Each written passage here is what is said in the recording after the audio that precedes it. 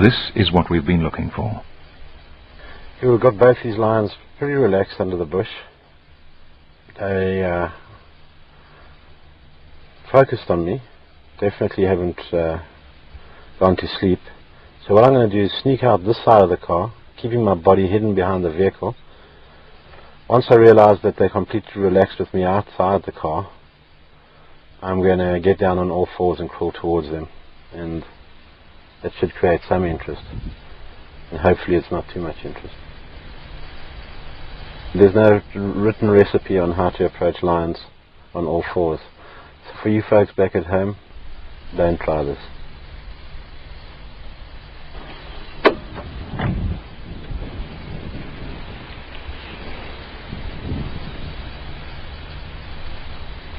The lions are aware that we're out the car. The one staring continuously in my direction keeps checking. So they are aware we're out the car.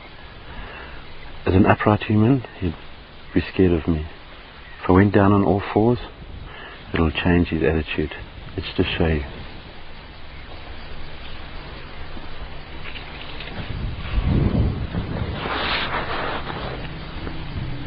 Okay, let's go.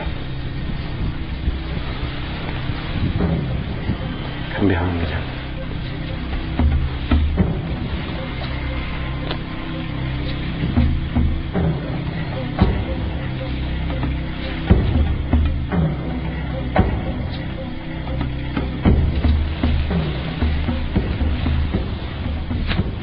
Straight towards him. I think he's going to probably scoot, so I'm going to crawl towards this bush in front of me.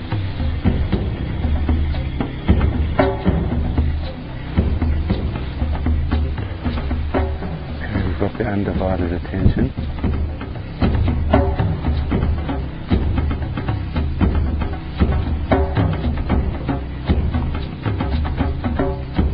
Lions have individual character. Mike will be meeting the more confident one.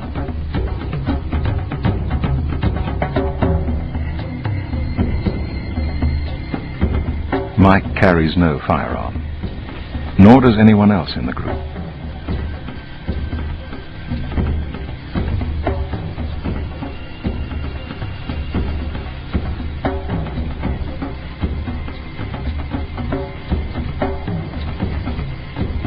If the lion rushes Mike now, he has absolutely no chance of making it back to the vehicle. He's getting ready.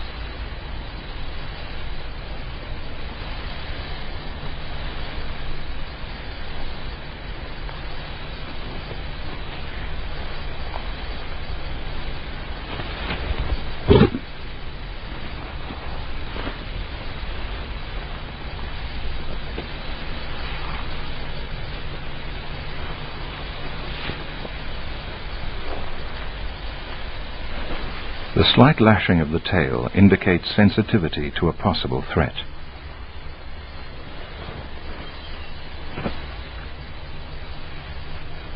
Mike has spoken of floating over the edge of the lion's comfort zone. Whether he can exit safely is another matter.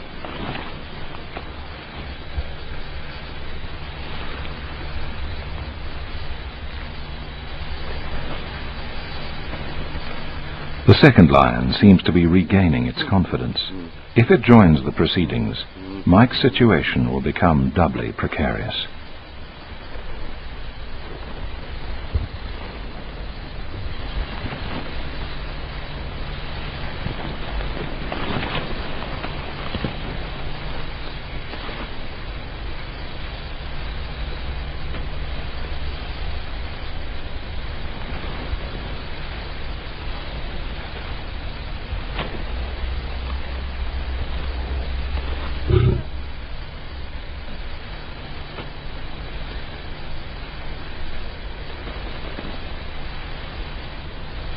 Mike plays the lion along, trying to keep its psyche balanced on the razor's edge between interest and caution, or between attack and retreat. By looking away from Mike, the lion avoids a direct staring match, and at the same time shows its teeth in profile. The pose is partly defensive, partly threatening.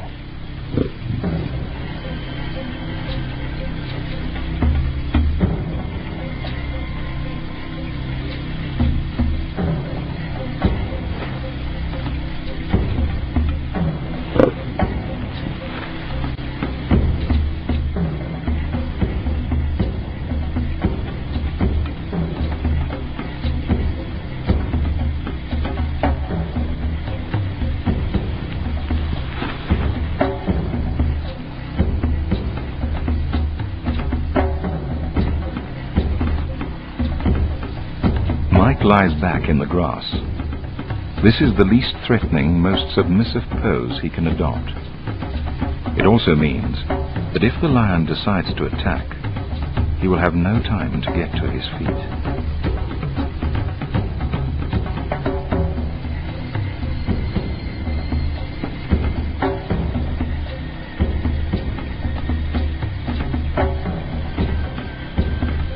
An exploratory jab with a paw could remove Mike's face.